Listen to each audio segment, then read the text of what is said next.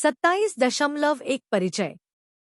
मई 1851 में महारानी विक्टोरिया ने महान प्रदर्शनी खोली, जो क्रिस्टल पैलेस नामक पूर्वनिर्मित लोहे और कांच से बनी संरचना में स्थित थी।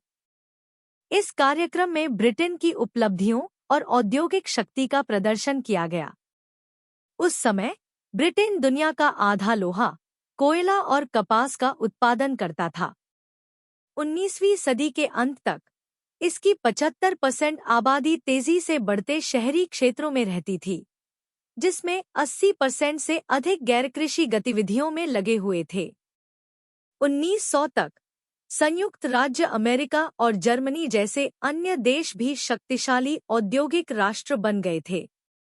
आप संभवतः जानते होंगे कि औद्योगिकरण का अर्थ है कि औद्योगिकृत देश अपनी भौतिक संपदा में कितने शक्तिशाली हैं और हम सभी उनके जैसा बनने का प्रयास कैसे करते हैं। औद्योगिकरण ने अर्थव्यवस्था और समाज के हर पहलू को प्रभावित किया, जिससे इसके समय, गति, कारणों और परिणामों के बारे में बहस छिड़ गई। हालांकि इसकी जड़ें अतीत में गहरी थी। 18वीं सदी के अंत से औद्योगिकरण ने गति पकड़ी। 1837 में जब विक्टोरिया सिंहासन पर बैठी, तब तक औद्योगिकरण ने जीवन और संस्थानों में महत्वपूर्ण बदलाव ला दिया था। इस इकाई में हम औद्योगिकरण की प्रक्रिया और समाज पर इसके प्रभाव को समझेंगे। हम सबसे पहले इंग्लैंड में औद्योगिक क्रांति के दौरान औद्योगिकरण के इतिहास का पता लगाएंगे। फिर हम इस तकनीकी और उत्पादन क्रांति से उत्पन्न सामाजिक परिवर्तनों की जांच करेंगे। हम इस प्रक्रिया को विभिन्न विद्वानों के दृष्टिकोण से भी देखेंगे। अंत में हम चर्चा करेंगे कि भारत के लिए औद्योगिकरण का क्या अर्थ है और समाज पर इसके क्या प्रभाव हैं। लेकिन पहले आइए इस शब्द और इसकी प्रमुख विशेषताओं को समझें। 27.2 औद्योगिकरण को समझना। औद्योगिकरण का तात्पर्य वस्तुओं और सेवाओं के उत्पादन के लिए उपयोग की जाने वाली प्रौद्योगिकी को बदलने की प्रक्रिया से है। इस मूलभूत आर्थिक प्रक्रिया ने राजनीति और समाज में महत्वपूर्ण बदलाव लाए हैं। यह परिवर्तन तकनीकी नवाचार, विशेष रूप से बड़े पैमाने पर ऊर्जा उत्पादन और धातु विज्ञान के विकास से निकटता से जुड़ा हुआ है। औद्योगिकरण दार्शनिक परिवर्तनों या प्रकृति के प्रति एक अलग दृष्टिकोण से भी जुड़ा है। हालांकि इस पर बहस है कि क्या इन दार्शनिक परिवर्तनों के कारण औद्योगिकरण हुआ या इसके विपरीत। यह समझने के लिए कि तकनीकी परिवर्तनों का इतना व्यापक सामाजिक प्रभाव क्यों होता है, औद्योगिक उत्पादन की प्रमुख विशेषताओं पर विचार करना महत्वपूर्ण है। औद्योगिकरण की 3 महत्वपूर्ण विशेषताएं हैं। कारखाने। औद्योगिक सभ्यता की पहचान बड़े कारखाने हैं, जो भाप, गैस या बिजली से चलने वाली मशीनों पर काम करने के लिए कई श्रमिकों को एक छत के नीचे इकट्ठा करते हैं। यह सेटअप कारखाने के भीतर श्रम का एक नया विभाजन पेश करता है। बड़े पैमाने पर कारखाने के उत्पादन के लिए मशीनरी और उपकरणों में पर्याप्त निवेश की आवश्यकता होती है, जिससे उद्यमियों के एक वर्ग को पूंजी जुटाने और जोखिमों का प्रबंधन करने की आवश्यकता होती है। यह प्रणाली श्रमिकों को उनके उपकरणों के स्वामित्व से अलग करती है, जिससे उन्हें उत्पादन पर काम करने वाले दिहाड़ी मजदूर बना दिया जाता है, जिसका अर्थ है कि उनके पास स्वामित्व नहीं है। बड़े पैमाने पर उत्पादन तकनीकें अक्सर नीरस और दोहराव वाली नौकरियों की ओर ले जाती हैं। बड़े पैमाने के उद्योग को नौकरशाही ढंग से संगठित करने और एक बड़े, अवैयक्तिक बाजार के लिए उत्पादन करने की आवश्यकता है, जो समाज में मुद्रीकरण और व्यावसायीकरण को बढ़ावा देता है। बाजार की ताकतें, जैसे स्वाद बदलना और मांग में उतार-चढ़ाव, उत्पादन प्रक्रिया को बहुत प्रभावित करते हैं। शहरीकरण। उत्पादन प्रौद्योगिकियों में परिवर्तन के कारण महत्वपूर्ण सामाजिक परिवर्तन हुए। उत्पादन छोटे, परिवार स्वामित्व वाले या गिल्ड स्वामित्व वाले शिल्प से उद्यमियों के स्वामित्व वाली फैक्ट्री आधारित प्रक्रियाओं में स्थानांतरित हो गया। कारखानों ने श्रम की मांग पैदा की, जिससे पारंपरिक कृषि आधारित उत्पादन से अलग उत्पादन केंद्रों की वृद्धि हुई। लोग बड़ी संख्या में शहरों की ओर चले गए और कई शहरी केंद्रों का विकास हुआ। 18वीं और 19वीं सदी के इंग्लैंड में कृषि में नवाचार, जैसे फसल चक्र, चयनात्मक पशु प्रजनन और नए उपकरणों ने नाटकीय रूप से उत्पादकता में सुधार किया। इस बढ़े हुए कृषि अधिशेष ने बड़ी शहरी आबादी को समर्थन दिया। शहरीकरण सभी औद्योगिक देशों की एक प्रमुख विशेषता है। जो देश जितना अधिक औद्योगिक होगा, उसके शहरी केंद्र उतने ही अधिक संकेंद्रित होंगे। 27.3 औद्योगिकरण प्रक्रिया की ऐतिहासिक पृष्ठभूमि। 18वीं शताब्दी में सामाजिक परिवर्तनों की एक श्रृंखला के कारण उत्पादन प्रक्रियाओं में धीरे धीरे बदलाव आया, जिसमें संचालित मशीनों का उपयोग तेजी से होने लगा। 18वीं सदी के इंग्लैंड में ये परिवर्तन तेज हो गए और विश्व स्तर पर इनका दूरगामी प्रभाव पड़ा। आपने स्कूल में औद्योगिक क्रांति के बारे में सीखा होगा। आइए फिर से देखें कि औद्योगिक क्रांति का क्या मतलब था और इसने कैसे सामाजिक परिवर्तन और औद्योगीकरण को जन्म दिया। औद्योगिक क्रांति को विनिर्माण में बिजली चालित मशीनरी के उपयोग के रूप में परिभाषित किया जा सकता है।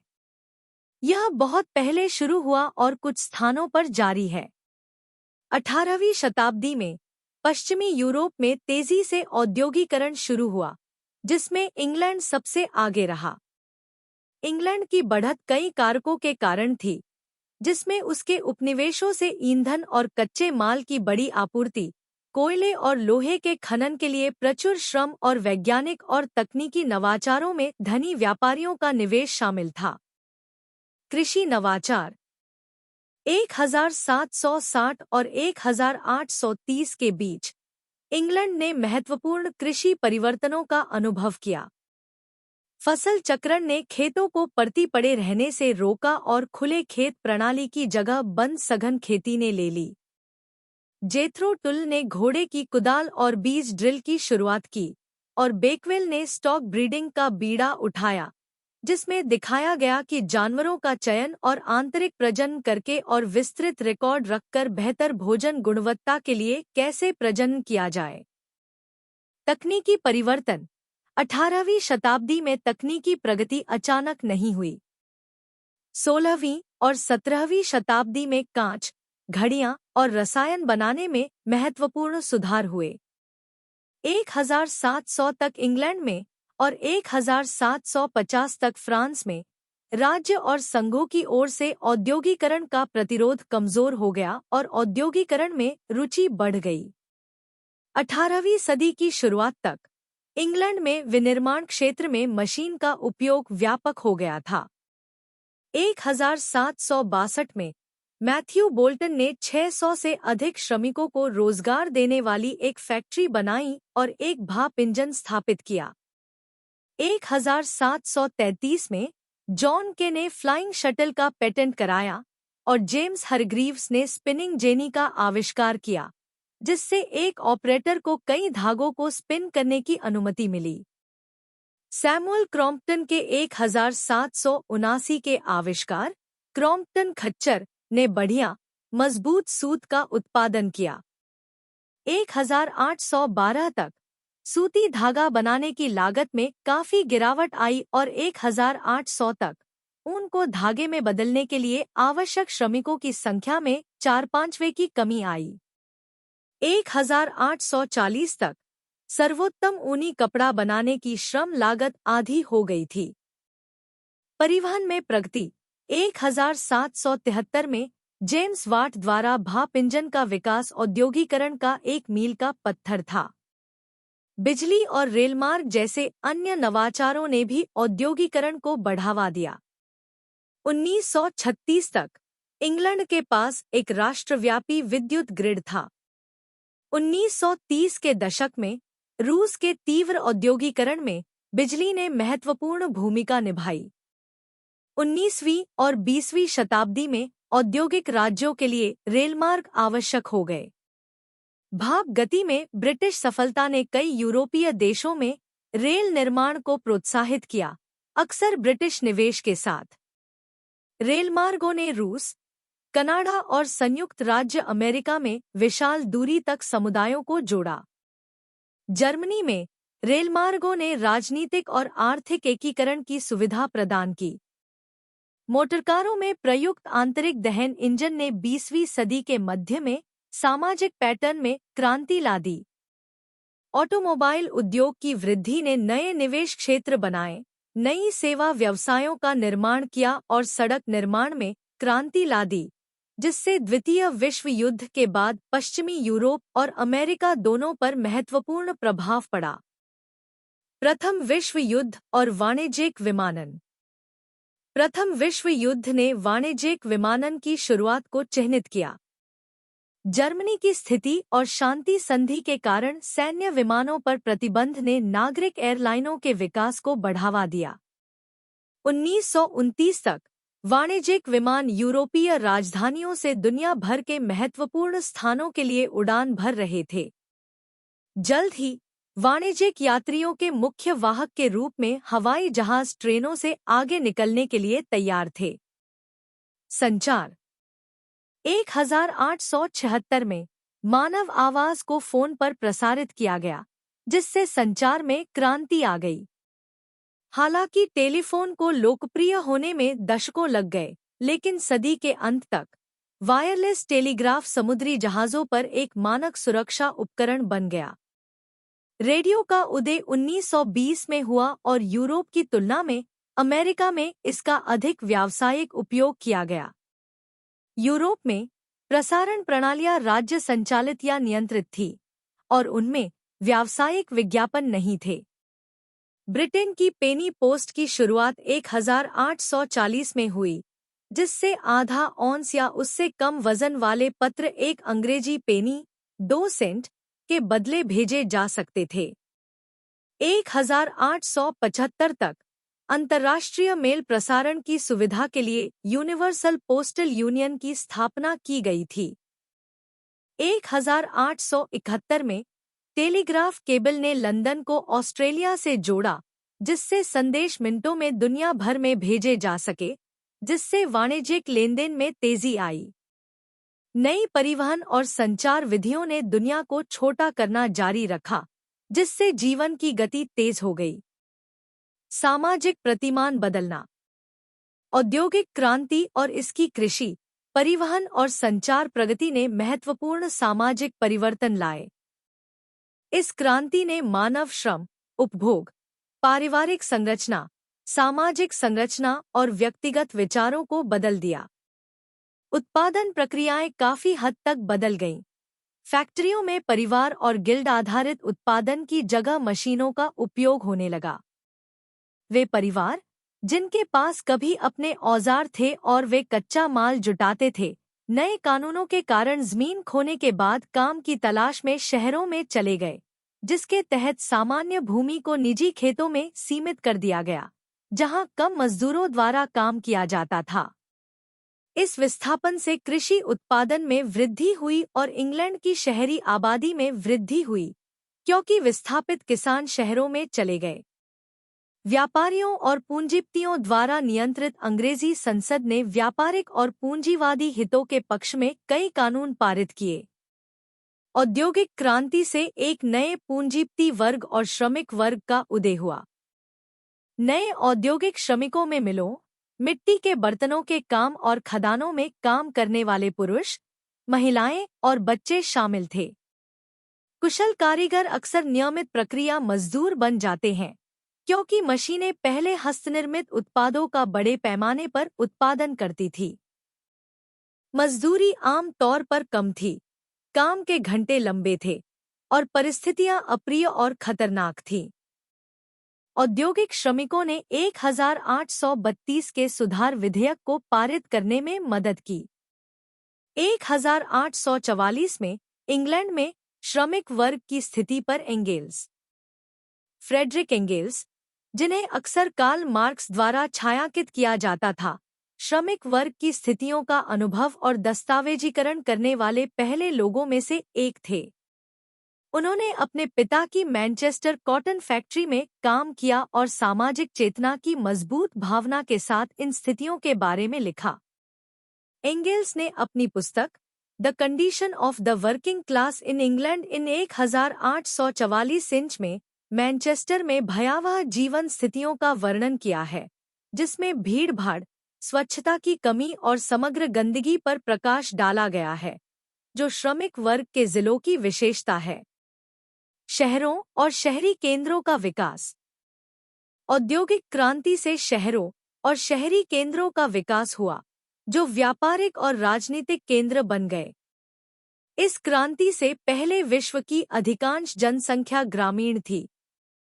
19वीं सदी के मध्य तक आधी अंग्रेजी आबादी शहरों में रहती थी और सदी के अंत तक यह अन्य यूरोपीय देशों के लिए सच था। 1800 और 1950 के बीच बड़े यूरोपीय शहरों में शानदार वृद्धि देखी गई। 19वीं सदी की शुरुआत में यूरोप में 1 लाख की आबादी वाले मुश्किल से 2 दर्जन शहर थे, लेकिन 1900 तक इस आकार के 150 से अधिक शहर थे। 20वीं सदी के मध्य तक पश्चिमी यूरोप सहित कई देश तेजी से औद्योगीकरण कर रहे थे। अर्थव्यवस्था, सामाजिक जीवन और राजनीति में पुरानी सामंती संस्थाओं के स्थान पर नई संस्थाएं स्थापित की जा रही थी। ये परिवर्तन पूरे यूरोप में महसूस किए गए, जिससे विद्वानों को इनका अध्ययन और विश्लेषण करने के लिए प्रेरित किया गया। निम्नलिखित अनुभाग में हम औद्योगीकरण और औद्योगिक पूंजीवादी समाज पर प्रमुख विचारकों के विचारों की जांच करेंगे। औद्योगिक समाज पर सामाजिक विचारक। 19वीं सदी के अंत और 20वीं सदी की शुरुआत के कई सामाजिक विचारकों ने औद्योगीकरण द्वारा लाए गए परिवर्तनों और उभरते समाजों की विशेषताओं पर ध्यान केंद्रित किया।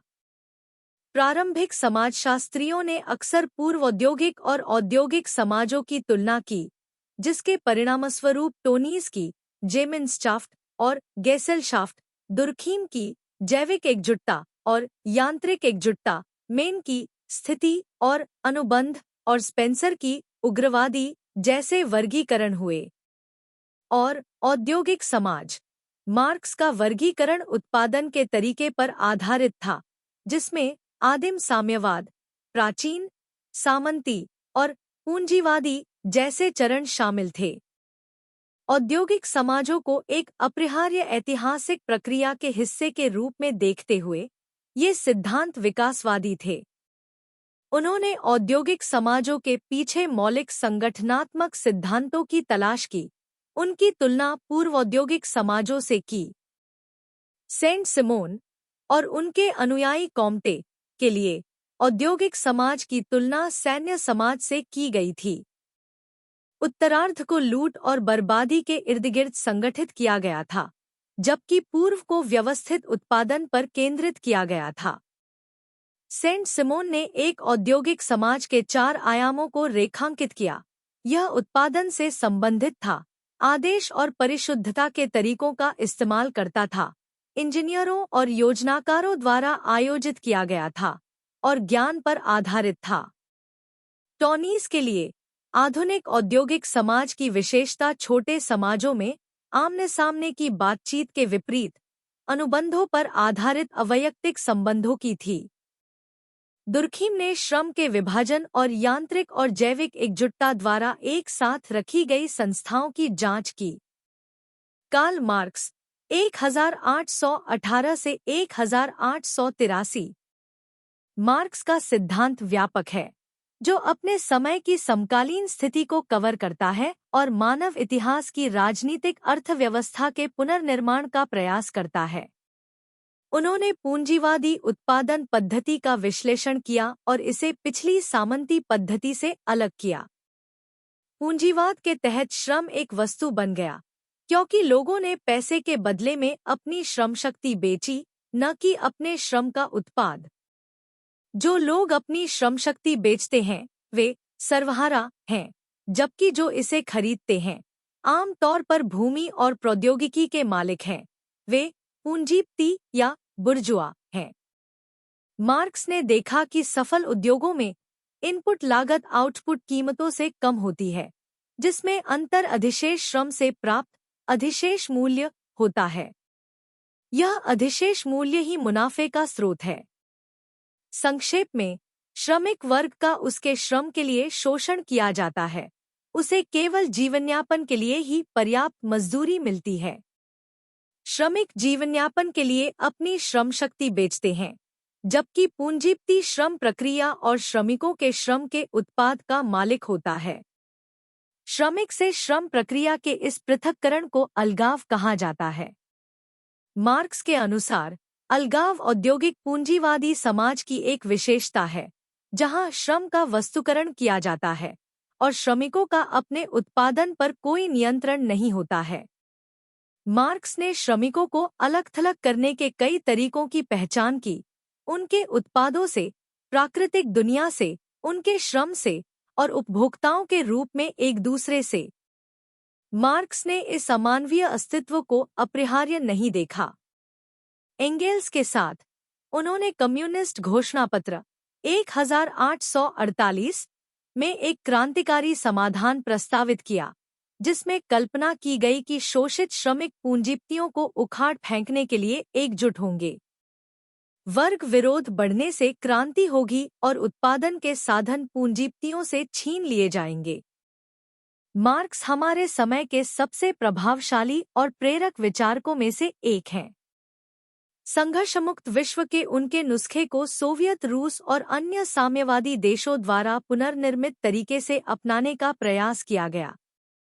ऐसी अर्थव्यवस्थाओं के पतन ने मार्क्सवाद को और अधिक उग्र बना दिया है। इससे पहले भी उनके आलोचकों ने बताया था कि बढ़ते वर्ग विरोध की उन्होंने भविष्यवाणी की थी कि औद्योगिकीकरण के बाद पश्चिमी दुनिया में वास्तव में कभी विकास नहीं हुआ, जबकि पूंजीपति वर्ग और सर्वहारा वर्ग के बीच सामाजिक-आर्थिक अंतर बना रहा। संयुक्त राज्य अमेरिका और ग्रेट ब्रिटेन जैसे देशों में औद्योगिकरण ने एक ऐसे मध्यम वर्ग का उदय भी देखा जो हिंसक क्रांति के लिए इच्छुक नहीं था और एक कल्याणकारी राज्य था जिसने श्रमिक वर्ग के बीच किसी भी क्रांतिकारी प्रवृत्ति को रोकने में मदद की। जबकि महामंदी की आर्थिक तबाही ने विकसित दुनिया में मार्क्सवाद की अपील को व्यापक बना दिया, भविष्य में सरकारी सुरक्षा उपायों और आर्थिक सुधार के कारण इसके प्रभाव में गिरावट आई। इस आलोचना के बावजूद मार्क्स के बुनियादी प्रस्ताव न केवल अकादमिक हलकों में एक आलोचना के रूप में, बल्कि सभी प्रकार के आंदोलनों के लिए एक प्रेरणा के रूप में प्रेरणा देते हैं। औद्योगिकरण और पूंजीवाद पर उनके विचार आज भी प्रभावी हैं। आइए अब हम अपना ध्यान मैक्स वेबर की ओर केंद्रित करें, जिन्होंने युक्तिकरण सिद्धांतों को देखा जो आधुनिक औद्योगिक दुनिया को सूचित करते हैं। मैक्स वेबर 1863 से 1920। कई विद्वानों के अनुसार पूंजीवाद का विश्लेषण करने का वेबर का प्रयास मार्क्स के बड़े पैमाने पर अर्थशास्त्रोन्मुख दृष्टिकोण का पूरक था। ज़िटलिन के अनुसार उन्होंने अपने लिए एक विशेष कार्य निर्धारित किया, अर्थात विशिष्ट धार्मिक नैतिकता की आर्थिक प्रासंगिकता की जांच करना, जिसके बारे में उनका मानना था कि उस पर वह ध्यान नहीं दिया गया जिसके वह हकदार थे। हालांकि वह कभी-कभी सहसंबंध और कारण प्रभाव की बात करते हैं, लेकिन वह स्पष्ट रूप से कहते हैं कि वह जानबूझकर कारण श्रृंखला के केवल एक पक्ष का इलाज कर रहे हैं, यानी आर्थिक आचरण पर धार्मिक मूल्यों का प्रभाव। वह किसी भी तरह विशेष रूप से आधुनिक आर्थिक प्रणाली में प्रोटेस्टेंट नैतिकता के योगदान का आकलन करना चाहते थे और आम तौर पर हमारे ज्ञान में योगदान देना चाहते थे कि कैसे विचार इतिहास में प्रभावी ताकत बन जाते हैं। ज़िटलिन 2000, 122 से 123। वेबर के अनुसार एकमात्र मूल्य जो सभी आधुनिक संस्थानों को परिभाषित करता है, वह है युक्तिकरण। यह तर्कसंगत, कानूनी उन्मुख मूल्य जिस पर कार्य आधारित है, मूल्य अभिविन्यास से भिन्न है, जो परंपराओं से प्राप्त होता है, चाहे वह राजनीति में हो या अर्थशास्त्र में। तर्कसंगतीकरण वह प्रक्रिया है जिसके तहत बढ़ती संख्या में सामाजिक क्रियाएं और अंतःक्रियाएं प्रथा, परंपरा या भावना से प्राप्त प्रेरणाओं के बजाय दक्षता या गणना के विचारों पर आधारित हो जाती हैं। इसकी कल्पना आधुनिकीकरण के मुख्य भाग के रूप में की गई है और यह विशेष रूप से पूंजीवादी बाजार में व्यवहार में प्रकट होता है। राज्य और नौकरशाही का तर्कसंगत प्रशासन, आधुनिक विज्ञान का विस्तार और आधुनिक प्रौद्योगिकी का विस्तार। स्रोत http://en.wikipedia.org। वेबर के अनुसार प्रोटेस्टेंट नैतिकता में इस तर्कसंगत मूल्य ने पश्चिमी या पश्चिमी देशों में पूंजीवादी विकास को प्रेरित किया। उन्होंने इस थीसिस को अपनी पुस्तक Protestant ethic and the spirit of capitalism में विस्तृत किया है। वेबर के अनुसार पूंजीवाद की भावना ऐसे विचार और मूल्य हैं जो तर्कसंगत कार्यों जैसे तर्कसंगत स्थायी उद्यम, तर्कसंगत लेखांकन, तर्कसंगत प्रौद्योगिकी, तर्कसंगत कानून और सामान्य रूप से जीवन के आचरण को तर्कसंगत बनाने में मदद करते हैं। पूंजीवाद की विशिष्टताओं के अनुकूल जीवन जीने का एक तरीका दूसरों पर हावी हो सके, इसके लिए इसे कहीं न कहीं से उत्पन्न होना होगा और अकेले अलग-थलग व्यक्तियों में नहीं, बल्कि पुरुषों के पूरे समूहों के लिए सामान्य जीवन जीने के तरीके के रूप में पूर्वोक्त में उद्धृत। वेबर का मानना है कि प्रोटेस्टेंटवाद के कुछ संप्रदायों, विशेष रूप से कैल्विनवाद ने आध्यात्मिक आह्वान की खोज के रूप में सांसारिक गतिविधियों को प्रोत्साहित किया।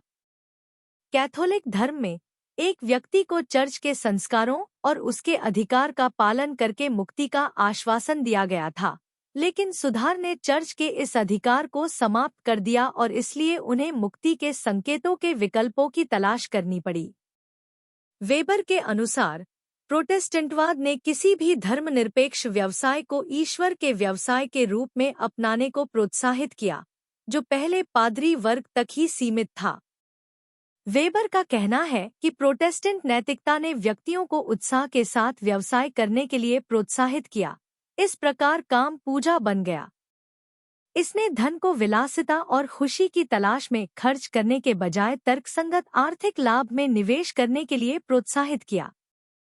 वेबर का मानना था कि इस नैतिकता से उभरते पूंजीवाद को मदद मिली।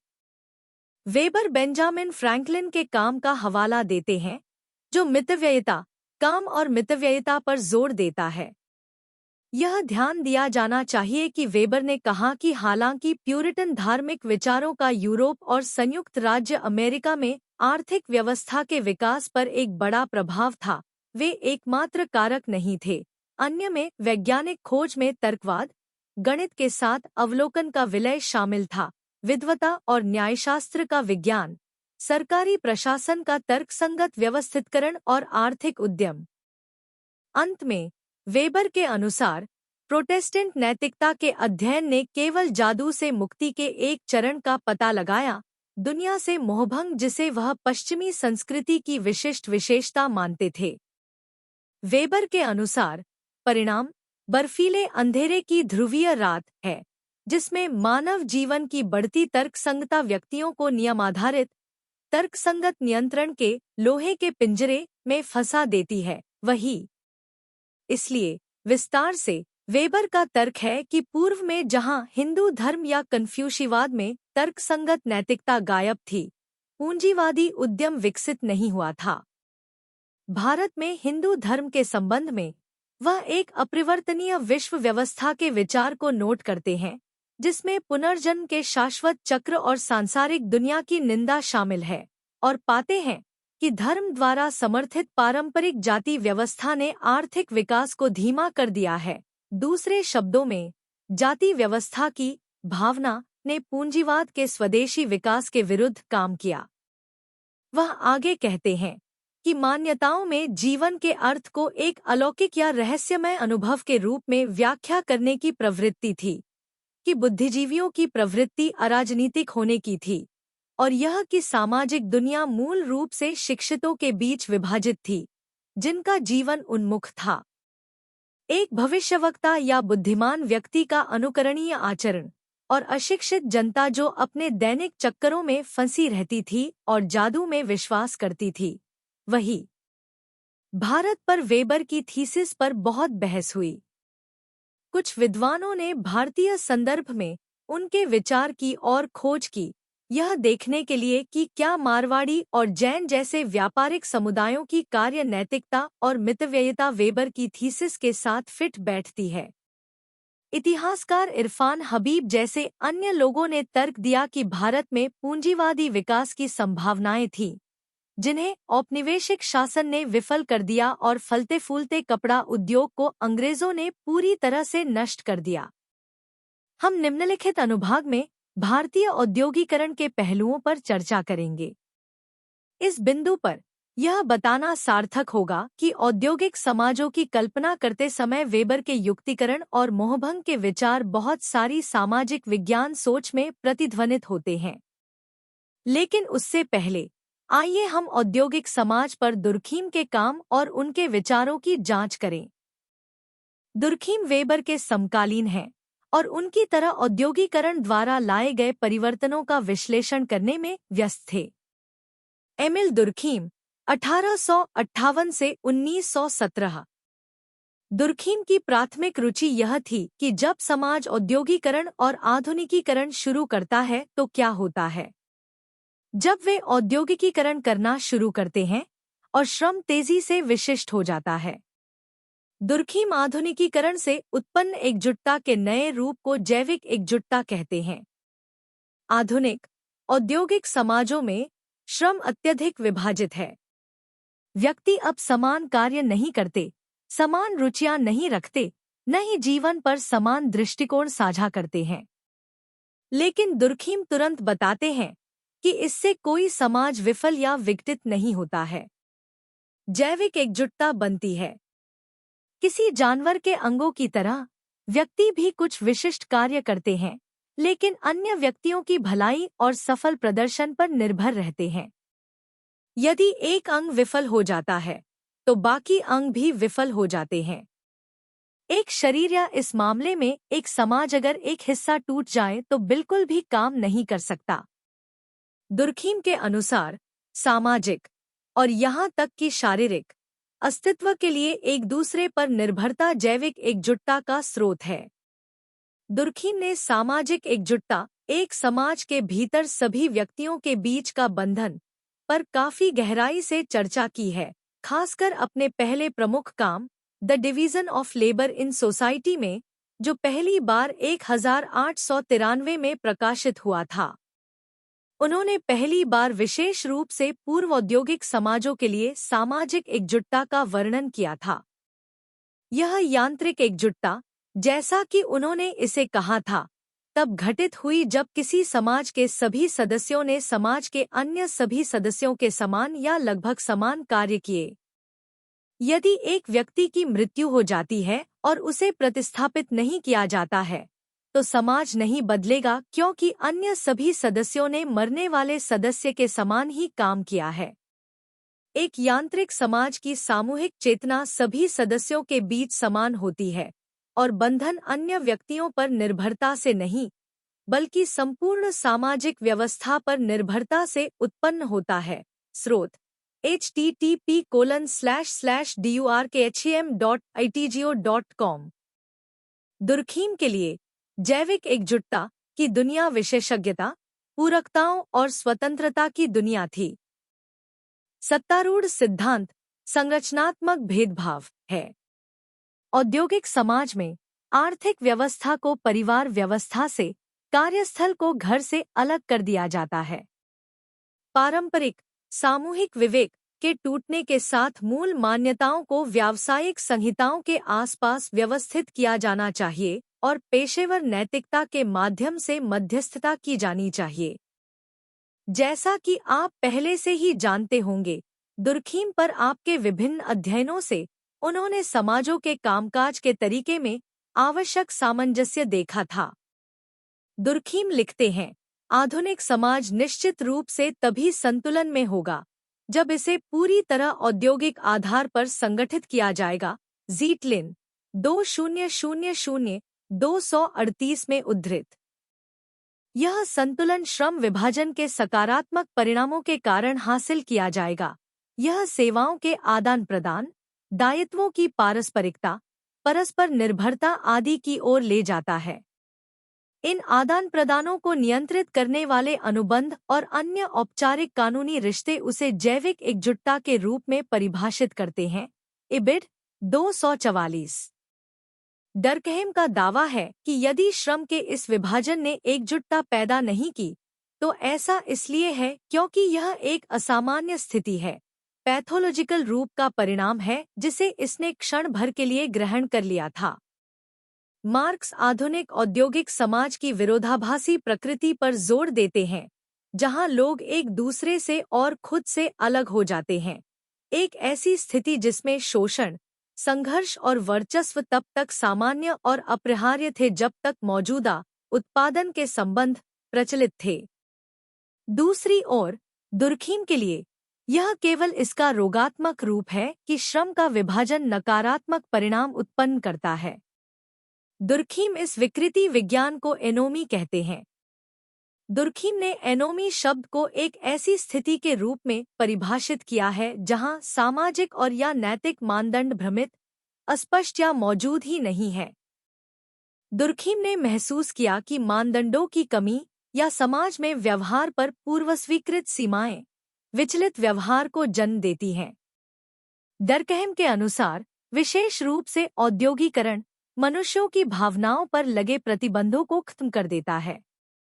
जहां पारंपरिक समाजों ने मुख्य रूप से धर्म के माध्यम से लोगों को अपनी इच्छाओं और लक्ष्यों को नियंत्रित करना सफलतापूर्वक सिखाया है, वहीं आधुनिक औद्योगिक समाज बढ़ती जटिलता और श्रम विभाजन के परिणामस्वरूप लोगों को अलग करते हैं और सामाजिक बंधनों को कमजोर करते हैं। हमने 3 मुख्य सामाजिक विचारकों की जांच की है जिन्होंने औद्योगीकरण को विभिन्न दृष्टिकोणों से देखा है। बाद में औद्योगीकरण और आधुनिकता तथा समकालीन समाज पर जो बहुत सारे सिद्धांत सामने आए, वे किसी न किसी रूप में इन विचारकों से प्रेरित और सूचित हुए हैं। चिंतन और कार्रवाई 27.1। क्या आपको लगता है कि मार्क्स का अलगाव का विचार वर्तमान समाज में अभी भी प्रासंगिक है? 2. क्या वेबर जिस युक्तिकरण प्रक्रिया की बात करता है वह आधुनिक विश्व की अपरिहार्य प्रक्रिया है? क्या आपको इस तरह के युक्तिकरण का कोई विरोध दिखता है? 3. क्या आपको लगता है कि औद्योगिक समाजों में अत्यधिक भेदभाव और विशेषज्ञता अराजकता और विसंगति को जन्म देती है? चिंतन और कार्रवाई 26.2। भारत में प्रवासन पैटर्न की मुख्य धारा। भारत में प्रवासन विभिन्न सामाजिक, आर्थिक और पर्यावरणीय कारकों से प्रेरित एक जटिल और बहुआयामी घटना है। भारत में मुख्यधारा के प्रवास पैटर्न को मोटे तौर पर ग्रामीण से शहरी प्रवास, अंतर्राज्य प्रवास और मौसमी या अस्थायी प्रवास में वर्गीकृत किया जा सकता है। ग्रामीण से शहरी प्रवास। भारत में ग्रामीण से शहरी प्रवासन सबसे महत्वपूर्ण प्रवासन पैटर्न है। यह आंदोलन मुख्य रूप से बेहतर रोजगार के अवसरों, बेहतर जीवन स्थितियों और शिक्षा और स्वास्थ्य देखभाल तक पहुंच की खोज से प्रेरित है। ग्रामीण और शहरी क्षेत्रों के बीच आर्थिक असमानता इस प्रवृत्ति के पीछे एक प्रमुख प्रेरक शक्ति रही है। ग्रामीण क्षेत्र, जो अक्सर कृषि संकट, बुनियादी ढांचे की कमी और सीमित रोजगार के अवसरों से पीड़ित होते हैं, निवासियों को उन शहरों की ओर धकेलते हैं जहां औद्योगिक और सेवा क्षेत्र की नौकरियां अधिक प्रचुर मात्रा में हैं। अंतर्राज्यीय प्रवास। अंतर्राज्य प्रवास में देश के भीतर एक राज्य से दूसरे राज्य में लोगों का आवागमन शामिल होता है। इस प्रकार का प्रवासन क्षेत्रीय आर्थिक असमानताओं, विकास नीतियों और राज्य विशिष्ट श्रम मांगों से प्रभावित होता है। महाराष्ट्र, दिल्ली, गुजरात, कर्नाटक और तमिलनाडु जैसे राज्य अपने औद्योगिक और आर्थिक विकास के कारण लोकप्रिय गंतव्य हैं। इसके विपरीत उत्तर प्रदेश, बिहार, राजस्थान और ओडिशा जैसे राज्य सीमित आर्थिक अवसरों और औद्योगिकरण के निचले स्तर के कारण बाहरी प्रवासियों के उल्लेखनीय स्रोत हैं। मौसमी और अस्थायी प्रवासन। मौसमी प्रवासन भारत के प्रवासन परिदृश्य का एक महत्वपूर्ण पहलू है, जो मौसमी रोजगार की तलाश में मजदूरों के अस्थायी आंदोलन की विशेषता है। इस प्रकार का प्रवास विशेष रूप से उन कृषि श्रमिकों के बीच आम है जो रोपण या फसल के मौसम के दौरान विभिन्न क्षेत्रों में चले जाते हैं। इसमें निर्माण श्रमिक भी शामिल हैं, जो अल्पकालिक परियोजनाओं के लिए शहरी क्षेत्रों में प्रवास करते हैं।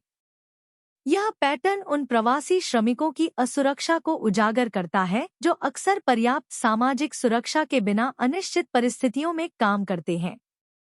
2. प्रवास पर राज्य की नीति। नीतिगत हस्तक्षेप की आवश्यकता। वास्तव में प्रवासियों की दुर्दशा को कम करने के लिए राज्य के पास प्रवासन पर एक व्यापक नीति होनी चाहिए। प्रवासन के सामाजिकार्थिक प्रभावों के प्रबंधन और प्रवासियों के अधिकारों और कल्याण को सुनिश्चित करने के लिए प्रवासन नीतियां महत्वपूर्ण हैं।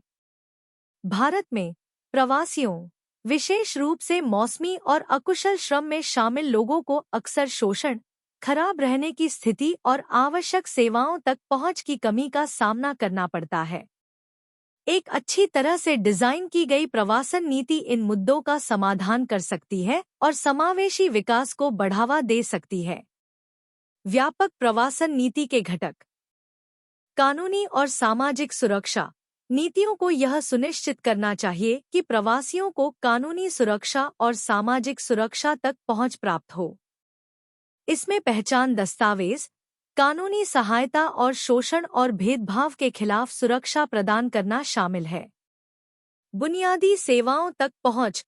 प्रवासियों को स्वास्थ्य देखभाल, शिक्षा, आवास और स्वच्छता जैसी बुनियादी सेवाओं तक पहुंच होनी चाहिए। शहरी नियोजन में प्रवासी आबादी की जरूरतों को ध्यान में रखना चाहिए। यह सुनिश्चित करना चाहिए कि वे शहरों के सामाजिक ताने-बाने में एकीकृत हों। रोजगार और श्रम अधिकार। प्रवासी श्रमिकों के लिए उचित वेतन, सुरक्षित कामकाजी परिस्थितियां और श्रम अधिकार सुनिश्चित करना आवश्यक है। नीतियों को प्रवासियों की रोजगार क्षमता बढ़ाने के लिए कौशल विकास और प्रशिक्षण को भी बढ़ावा देना चाहिए। सामाजिक समावेशन और एकीकरण।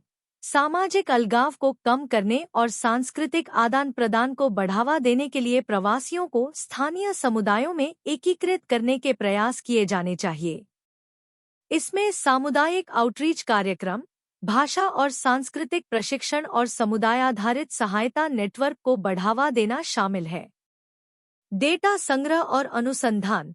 प्रभावी नीति निर्माण के लिए प्रवासन पैटर्न पर विश्वसनीय डेटा महत्वपूर्ण है। प्रवासन की गतिशीलता और प्रवासियों की जरूरतों को समझने के लिए नियमित सर्वेक्षण और अनुसंधान आयोजित किया जाना चाहिए। कार्यान्वयन और चुनौतियां। ऐसी नीतियों को लागू करने के लिए केंद्र और राज्य सरकारों, स्थानीय अधिकारियों और नागरिक समाज संगठनों के बीच समन्वय की आवश्यकता होती है। प्रमुख चुनौतियों में से एक प्रवासन पर विश्वसनीय डेटा की कमी है, जो नीति निर्माण और कार्यान्वयन में बाधा उत्पन्न करती है। इसके अतिरिक्त अक्सर स्थानीय आबादी और राजनीतिक संस्थाओं का विरोध होता है, जो प्रवासियों को नौकरियों और संसाधनों के लिए प्रतिस्पर्धी के रूप में देख सकते हैं। 3. आंतरिक बनाम अंतर्राष्ट्रीय प्रवासन। प्रकृति और गतिशीलता। आंतरिक प्रवासन का तात्पर्य एक ही देश के भीतर लोगों के आंदोलन से है, जबकि अंतर्राष्ट्रीय या बाहरी प्रवासन में राष्ट्रीय सीमाओं को पार करना शामिल है। प्रवासन के चालक। आर्थिक कारक। आंतरिक और अंतर्राष्ट्रीय प्रवास दोनों आर्थिक कारकों से प्रेरित होते हैं। हालांकि आंतरिक प्रवासी आम तौर पर उसी देश के भीतर रोजगार की तलाश में जाते हैं, अक्सर ग्रामीण से शहरी क्षेत्रों की ओर। दूसरी ओर अंतर्राष्ट्रीय प्रवासी विदेशों में बेहतर आर्थिक अवसरों की तलाश करते हैं, जिसमें उच्च मजदूरी, बेहतर जीवन स्तर या अधिक स्थिर रोजगार शामिल हो सकते हैं। सामाजिक कारक। आंतरिक प्रवासन विवाह, शिक्षा और परिवार के पुनर्मिलन जैसे सामाजिक कारकों से प्रभावित हो सकता है। अंतर्राष्ट्रीय प्रवासन में अक्सर सांस्कृतिक आदान प्रदान, विदेश में शिक्षा के अवसर और पहले से ही प्रवास कर चुके परिवार के सदस्यों से जुड़ना जैसे अतिरिक्त कारक शामिल होते हैं। राजनीतिक और पर्यावरणीय कारक। अंतर्राष्ट्रीय प्रवासन राजनीतिक अस्थिरता, उत्पीड़न और पर्यावरणीय आपदाओं से प्रभावित होने की अधिक संभावना है, जो लोगों को दूसरे देशों में शरण लेने के लिए मजबूर करता है। आंतरिक प्रवास सूखे और बाढ़ जैसे पर्यावरणीय कारकों से भी प्रभावित हो सकता है, लेकिन अंतर्राष्ट्रीय प्रवास की तुलना में राजनीतिक कारक कम भूमिका निभाते हैं। कानूनी और नीति ढांचा। आंतरिक प्रवासन किसी एक देश के कानूनी और नीतिगत ढांचे के भीतर संचालित होता है। प्रवासियों को अपनी नागरिकता बरकरार रखनी चाहिए और सिद्धांत रूप में उन्हें गैर प्रवासियों के समान अधिकार और सेवाएं प्राप्त होनी चाहिए। हालांकि व्यवहार में आंतरिक प्रवासियों को अक्सर स्थानीय शासन के मुद्दों और क्षेत्रीय असमानताओं के कारण बाधाओं का सामना करना पड़ता है। अंतर्राष्ट्रीय प्रवासन में विभिन्न देशों के आव्रजन कानूनों और नीतियों को नेविगेट करना शामिल है। प्रवासियों को वीजा, कार्य परमिट या शरण की स्थिति प्राप्त करनी होगी और उन्हें अक्सर सख्त नियमों और कानूनी चुनौतियों का सामना करना पड़ता है। अंतर्राष्ट्रीय प्रवासियों के लिए उपलब्ध अधिकार और सुरक्षा मेजबान देश की नीतियों और अंतर्राष्ट्रीय समझौतों के आधार पर काफी भिन्न होते हैं। सामाजिक एवं सांस्कृतिक एकता। आंतरिक प्रवासी अक्सर मेजबान आबादी के साथ एक समान भाषा, संस्कृति और सामाजिक मानदंड साझा करते हैं, जो आसान एकीकरण की सुविधा प्रदान कर सकता है। हालांकि उन्हें अभी भी भेदभाव और सामाजिक बहिष्कार का सामना करना पड़ सकता है, खासकर यदि वे विभिन्न जातीय या सामाजिक समूहों से संबंधित हों। अंतर्राष्ट्रीय प्रवासियों को सामाजिक और सांस्कृतिक एकीकरण के संदर्भ में अधिक चुनौतियों का सामना करना पड़ता है। भाषा संबंधी बाधाएं, सांस्कृतिक अंतर और अपरिचित सामाजिक मानदंड मेजबान समाज में एकीकृत होने की उनकी क्षमता में बाधा बन सकते हैं। उन्हें ज़ेनोफोबिया और भेदभाव का भी सामना करना पड़ सकता है, जो उनके समग्र कल्याण और नए वातावरण में पनपने की क्षमता को प्रभावित कर सकता है। आर्थिक प्रभाव। आंतरिक प्रवास शहरी क्षेत्रों में उद्योगों और सेवाओं के लिए श्रम प्रदान करके आर्थिक विकास में योगदान कर सकता है। यह प्रवासियों द्वारा अपने गृह क्षेत्रों में प्रेषण और निवेश के माध्यम से अविकसित क्षेत्रों के विकास को भी बढ़ावा दे सकता है। अंतर्राष्ट्रीय प्रवास भेजने वाले और प्राप्त करने वाले दोनों देशों पर महत्वपूर्ण प्रभाव डाल सकता है। अंतर्राष्ट्रीय प्रवासियों द्वारा अपने गृह देशों में भेजा गया धन आर्थिक विकास और गरीबी में कमी लाने में योगदान देता है। प्राप्त देशों में प्रवासी अक्सर श्रम की कमी को पूरा करते हैं और आर्थिक विकास में योगदान करते हैं। हालांकि अंतर्राष्ट्रीय प्रवास से भेजने वाले देशों में प्रतिभा पलायन भी हो सकता है, जहां कुशल पेशेवर विदेश चले जाते हैं, जिससे स्थानीय कार्यबल में एक अंतर रह जाता है। चुनौतियां और अवसर। चुनौतियां। आंतरिक प्रवासन चुनौतियों में सामाजिक एकीकरण और भेदभाव के मुद्दों के साथ साथ सेवाओं, कानूनी सुरक्षा और सामाजिक सुरक्षा तक पहुंच की कमी शामिल है। अंतर्राष्ट्रीय प्रवासन चुनौतियों में जटिल आप्रवासन कानूनों से निपटना, संभावित शोषण और तस्करी, सांस्कृतिक और भाषा बाधाएं और सामाजिक बहिष्कार शामिल हैं। अवसर। आंतरिक प्रवासन अवसरों में आर्थिक गतिशीलता, बेहतर सेवाओं तक पहुंच और क्षेत्रीय विकास की संभावनाएं शामिल हैं। अंतर्राष्ट्रीय प्रवासन अवसरों में उच्च वेतन, बेहतर जीवन स्तर, कौशल विकास और सांस्कृतिक आदान प्रदान शामिल हैं। निष्कर्ष। प्रवासन, चाहे आंतरिक हो या अंतर्राष्ट्रीय, मानव समाज का एक बुनियादी पहलू है, जो बेहतर अवसरों और रहने की स्थिति की तलाश से प्रेरित है। भारत में मुख्यधारा के प्रवास पैटर्न की विशेषता ग्रामीण से शहरी और आर्थिक असमानताओं से प्रेरित अंतर्राज्यीय आंदोलन है।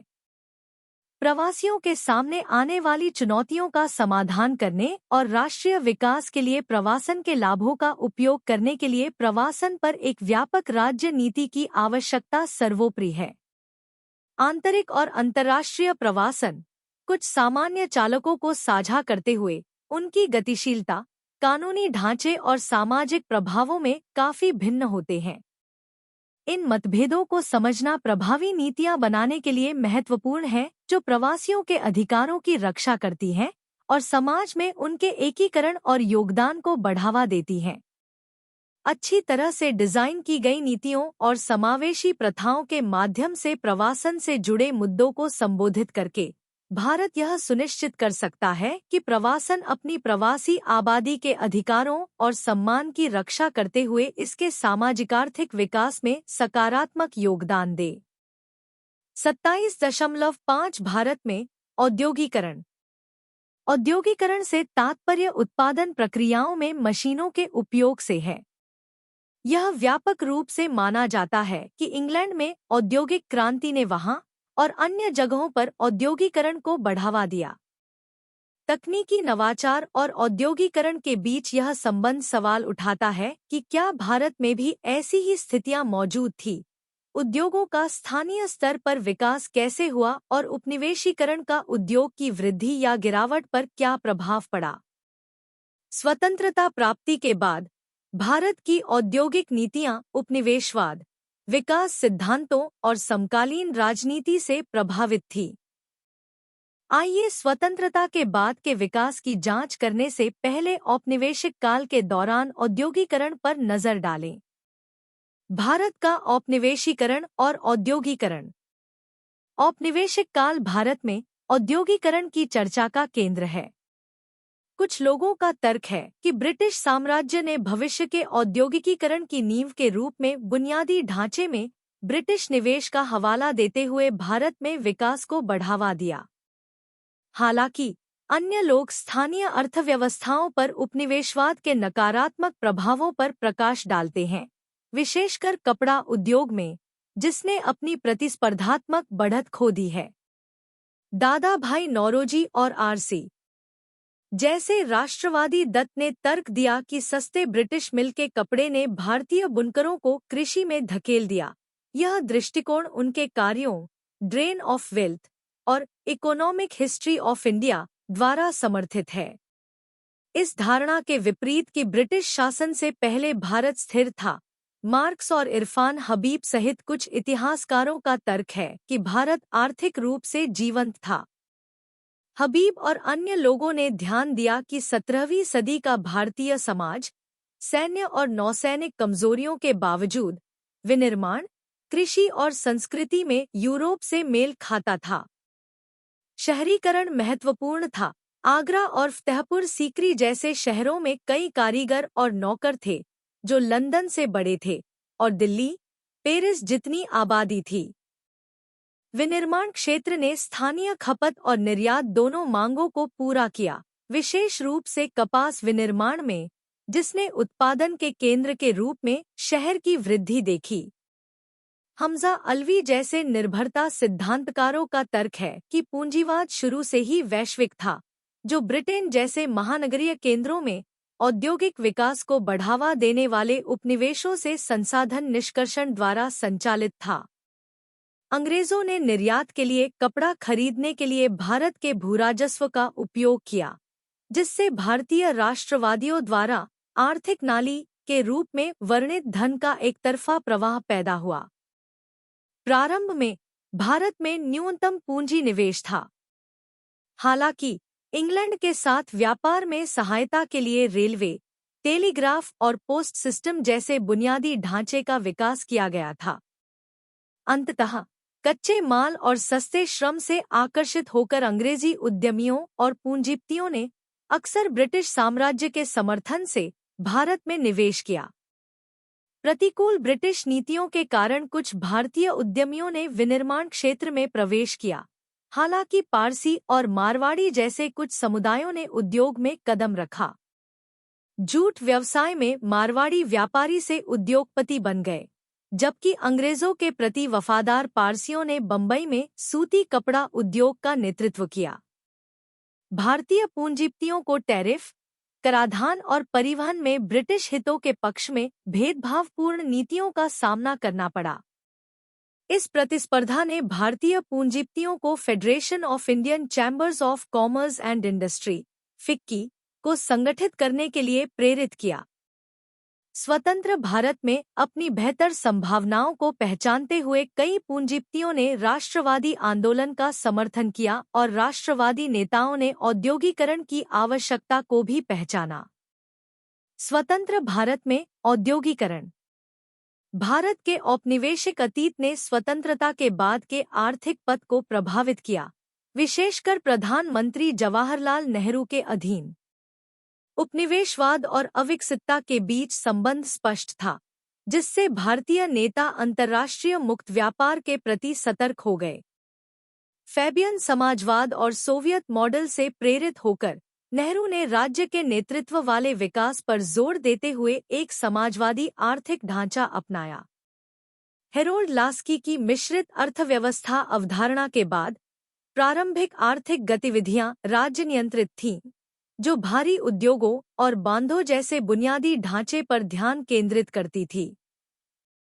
नेहरू के कार्यकाल के दौरान भारत की सकल घरेलू उत्पाद की वृद्धि दर औसतन 4% से ऊपर थी।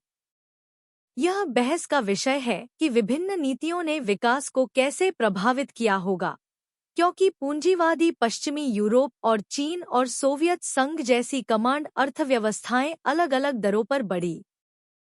सोवियत संघ ने भारी उद्योग और प्रौद्योगिकी विकसित करने में भारत की सहायता की। राज्य के नेतृत्व वाले विकास के लिए नेहरू की प्राथमिकता को मजबूत किया और भारत के गुटनिरपेक्ष रुख के बारे में संदेह पैदा किया। हालांकि नेहरू के मॉडल में कमियां थीं। कई समकालीन भारतीय अर्थशास्त्रियों का मानना था कि यह उस समय के लिए उपयुक्त था। आलोचकों का तर्क है कि नेहरूवादी और उसके बाद के युग की अर्थव्यवस्था अकुशल सार्वजनिक क्षेत्रों और साठगांठ वाले पूंजीवाद के कारण बाधित हुई थी, जो नेहरू के समय में स्थापित आर्थिक नीतियों से प्रभावित थी। 27.5 भारत में औद्योगिकरण। औद्योगिकरण से तात्पर्य उत्पादन प्रक्रियाओं में मशीनों के उपयोग से है। यह व्यापक रूप से माना जाता है कि इंग्लैंड में औद्योगिक क्रांति ने वहां और अन्य जगहों पर औद्योगिकरण को बढ़ावा दिया। तकनीकी नवाचार और औद्योगिकरण के बीच यह संबंध सवाल उठाता है कि क्या भारत में भी ऐसी ही स्थितियां मौजूद थी। उद्योगों का स्थानीय स्तर पर विकास कैसे हुआ और उपनिवेशीकरण का उद्योग की वृद्धि या गिरावट पर क्या प्रभाव पड़ा।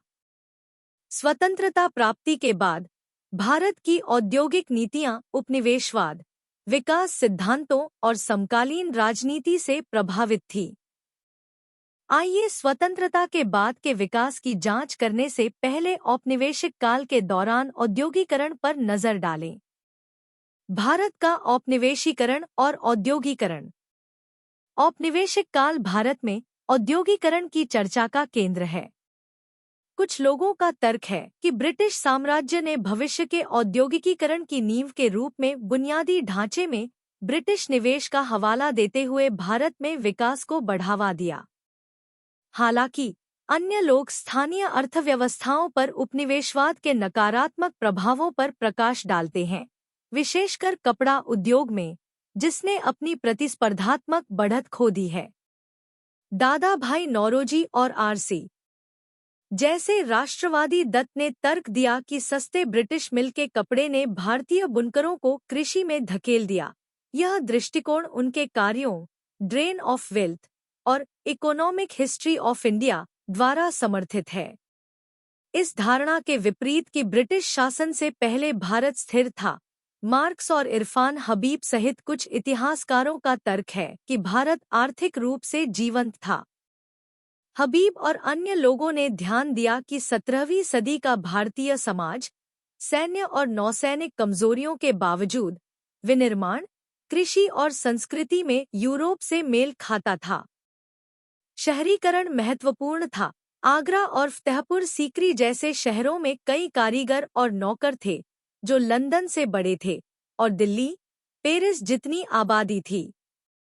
विनिर्माण क्षेत्र ने स्थानीय खपत और निर्यात दोनों मांगों को पूरा किया, विशेष रूप से कपास विनिर्माण में, जिसने उत्पादन के केंद्र के रूप में शहर की वृद्धि देखी।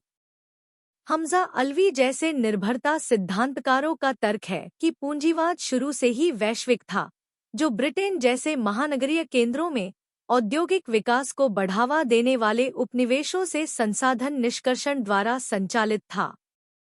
अंग्रेजों ने निर्यात के लिए कपड़ा खरीदने के लिए भारत के भूराजस्व का उपयोग किया, जिससे भारतीय राष्ट्रवादियों द्वारा आर्थिक नाली के रूप में वर्णित धन का एकतरफा प्रवाह पैदा हुआ। प्रारंभ में भारत में न्यूनतम पूंजी निवेश था। हालांकि इंग्लैंड के साथ व्यापार में सहायता के लिए रेलवे, टेलीग्राफ और पोस्ट सिस्टम जैसे बुनियादी ढांचे का विकास किया गया था।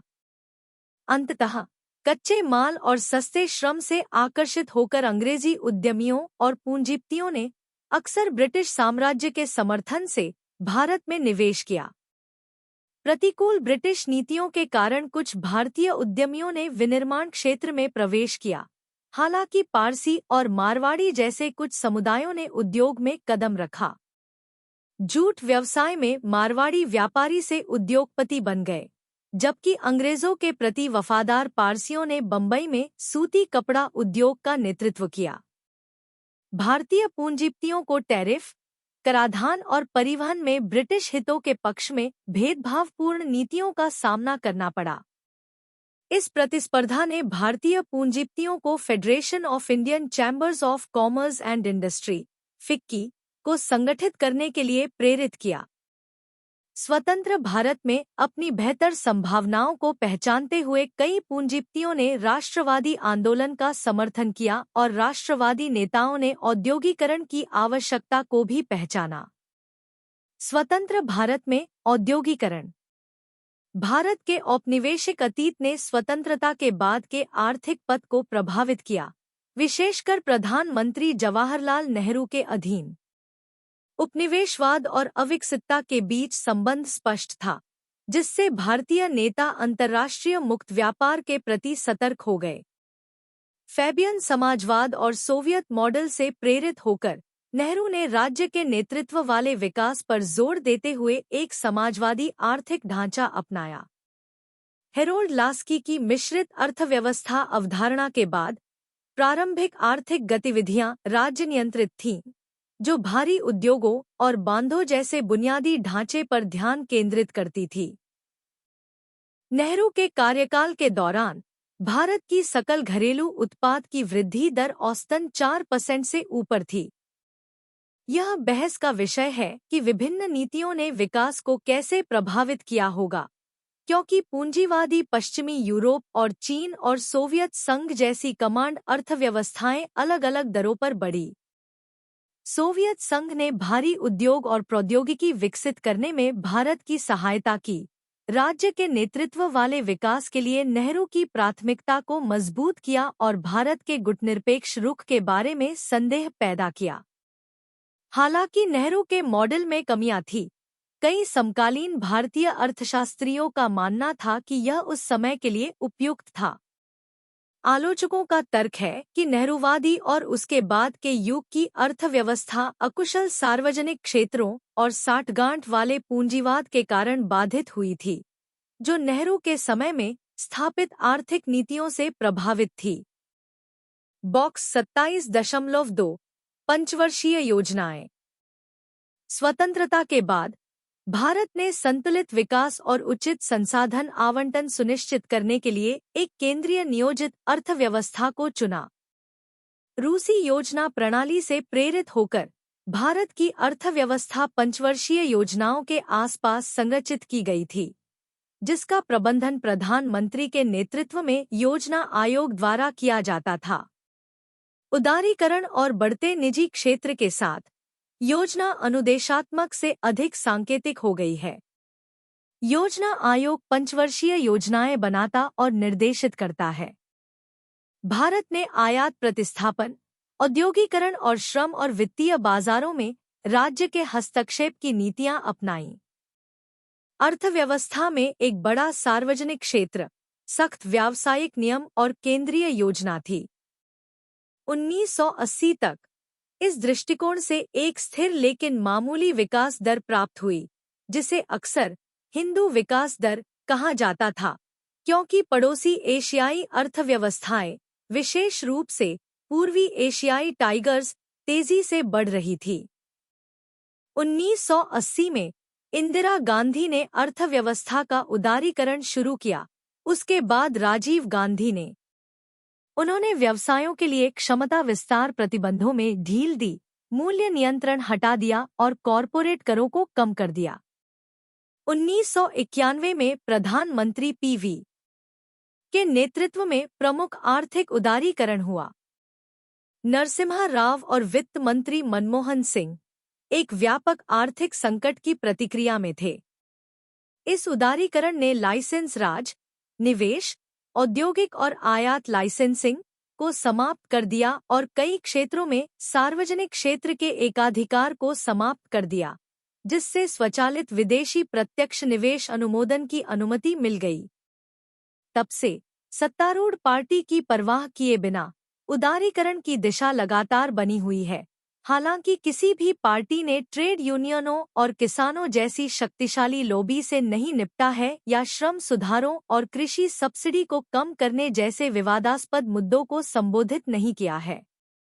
इसके बाद हम भारत में औद्योगिकरण पर दो मुख्य दृष्टिकोणों की जांच करेंगे, महात्मा गांधी और जवाहरलाल नेहरू के, जैसा कि हमारे विकास के समाजशास्त्र पाठ्यक्रम में चर्चा की गई है। MSO 003 में इकाई 8 देखें। यहाँ एक संक्षिप्त परिचय दिया गया है। औद्योगिकरण पर गांधी और नेहरू। विकास पर कई दृष्टिकोण, लेख और राय हैं। प्रमुख सिद्धांत जो ऊपर से नीचे और उद्योगोन्मुख हैं की आलोचना की गई है और विकल्प प्रस्तावित किए गए हैं। संसाधनों के दोहन और भारी उद्योगों के कारण होने वाले पर्यावरणीय क्षरण के बारे में बढ़ती जागरूकता के वर्तमान युग में उपभोक्ताउन्मुख विकास दृष्टिकोण को गंभीर आलोचना का सामना करना पड़ता है। इस संदर्भ में विकास पर गांधी के विचारों की विशेष रूप से सराहना की जाती है। गांधी, स्वदेशी और खादी। भारत की अर्थव्यवस्था के लिए सर्वोत्तम रास्ते के बारे में अधिकांश सोच औपनिवेशिक अनुभव से प्रभावित रही है। गांधी जी का मानना था कि भारत की प्रगति उसके गांवों से जुड़ी हुई है। राज्य की सर्वव्यापी शक्ति पर अविश्वास करते हुए उन्होंने ग्राम गणराज्यों की एक श्रृंखला की कल्पना की। उन्होंने औद्योगिकरण का विरोध किया जो पारंपरिक हस्तशिल्प और कारीगरों को नष्ट कर देगा। गांधी ने दृढ़ता से आत्मनिर्भरता या स्वदेशी की वकालत की, जिसका अर्थ है कि भारतीयों को अपने श्रम और बुद्धि के माध्यम से खुद को बनाए रखना चाहिए। खादी, हाथ से बुना हुआ कपड़ा, गांधी जी के लिए स्वदेशी की भावना का प्रतीक था। उनका मानना था कि जीवन की कई आवश्यकताएं गांव या व्यक्तिगत स्तर पर पूरी की जा सकती हैं, जिससे ग्राम उद्योगों के माध्यम से गांवों में बेरोजगारी में सुधार हो सकता है। बड़े पैमाने पर उत्पादित वस्तुएं सस्ती होने के बावजूद गांधी जी का मानना था कि गांव की समृद्धि और गरीबों की देखभाल ही सच्चा विकास है। चरखा आत्मनिर्भरता, लाभकारी श्रम और सरल जीवन का प्रतीक था। उन्होंने भौतिक संपदा के लिए आधुनिक दुनिया की दौड़ के खिलाफ चेतावनी दी, संदेह जताया कि इसे मानव प्रगति माना जा सकता है और इस बात पर जोर दिया कि भौतिक प्रगति नैतिक और आध्यात्मिक प्रगति के बराबर नहीं है। गांधी के विचार उन लोगों के साथ मेल खाते हैं जो ऊपर से नीचे के विकास प्रतिमानों के विकल्प तलाश रहे हैं, विकेंद्रीकृत, ग्रामस्तरीय विकास की वकालत करते हैं। औद्योगिकरण का नेहरू का समाजवादी आदर्श। भारत की अर्थव्यवस्था के लिए जवाहरलाल नेहरू का दृष्टिकोण समाजवादी आदर्शों, विशेष रूप से फैबियन स्कूल से प्रेरित था, जो समाजवाद की दिशा में लोकतांत्रिक और क्रमिक परिवर्तन की वकालत करता था। नेहरू का दृष्टिकोण विकास के आधुनिक पश्चिमी विचारों पर आधारित था, जिसका लक्ष्य भारत को एक आधुनिक राज्य में बदलना था। उन्होंने औद्योगिकरण को विकास के लिए महत्वपूर्ण माना और राष्ट्रीय आंदोलन के दौरान कांग्रेस की आर्थिक नीति को आकार देने में महत्वपूर्ण भूमिका निभाई। 1931 के कराची अधिवेशन में नेहरू ने आर्थिक लक्ष्यों की पहचान की, जिसमें प्रमुख उद्योगों और संसाधनों पर राज्य का स्वामित्व भी शामिल था। स्वतंत्र भारत में सार्वजनिक क्षेत्र रूसी व्यवस्था से प्रेरित इसी सोच का परिणाम था। नेहरू ने अपने कार्यकाल के दौरान जमींदारी प्रथा को समाप्त करते हुए जमींदारी प्रथा और सामंती व्यवस्था का विरोध किया। उन्होंने भारत के लिए वैज्ञानिक स्वभाव, तर्कसंगत धर्मनिरपेक्ष दृष्टिकोण और आधुनिक विकास को बढ़ावा दिया।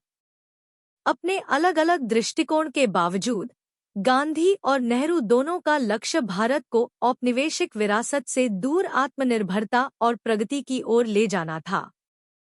हमने इंग्लैंड और भारत में औद्योगिकरण के इतिहास पर चर्चा की है, जिसमें निर्वाह स्तर की मजदूरी पर लोगों को रोजगार देने वाले कारखानों और उद्योगों की पारंपरिक धारणा में बदलाव को देखा गया है। नई प्रौद्योगिकियों, विशेष रूप से संचार प्रौद्योगिकियों ने अर्थव्यवस्थाओं, जीवन शैली और वैश्विक भूगोल को नाटकीय रूप से बदल दिया है। सामाजिक विचारक अब उत्तरौद्योगिक समाजों की ओर इशारा करते हैं। अगले भाग में हम संक्षेप में पता लगाएंगे कि उत्तरौद्योगिक समाज का क्या अर्थ है। Post industrial society. समाजशास्त्र के प्रोफेसर डेनियल बेल ने पहली बार उत्तरौद्योगिक समाज शब्द का प्रयोग अपनी पुस्तक पोस्ट इंडस्ट्रियल सोसाइटी 1973 में किया था। उन्होंने औद्योगिक उत्पादन के स्थान पर सेवाओं और ज्ञान संबंधी प्रौद्योगिकियों के प्रभुत्व वाले समाज की ओर बदलाव की भविष्यवाणी की। बेल ने उत्तरौद्योगिक समाज के 3 घटकों की पहचान की। विनिर्माण से सेवाओं की ओर बदलाव, नए विज्ञानाधारित उद्योगों की केंद्रीयता, नए तकनीकी अभिजात वर्ग का उदय और स्तरीकरण का एक नया सिद्धांत। उत्तरौद्योगिक समाज को सूचना युग भी कहा जाता है, जिसमें सूचना प्रौद्योगिकी और उद्योगों का प्रभुत्व है। औद्योगिक और उत्तरौद्योगिक समाजों के बीच मुख्य अंतर वह है जिसे बेल अक्षीय सिद्धांत कहते हैं। उत्तरौद्योगिक समाज में सैद्धांतिक ज्ञान रणनीतिक संसाधन है, जिसमें विश्वविद्यालय और अनुसंधान संस्थान प्रमुख संरचनाएं हैं। बौद्धिक प्रौद्योगिकी, जिसमें इलेक्ट्रॉनिक गैजेट्स का उपयोग करके समस्या समाधान प्रणाली शामिल है, मशीन प्रौद्योगिकी से अधिक महत्वपूर्ण हो गई है, जिससे पेशेवर, तकनीकी और वैज्ञानिक समूहों में वृद्धि हो रही है।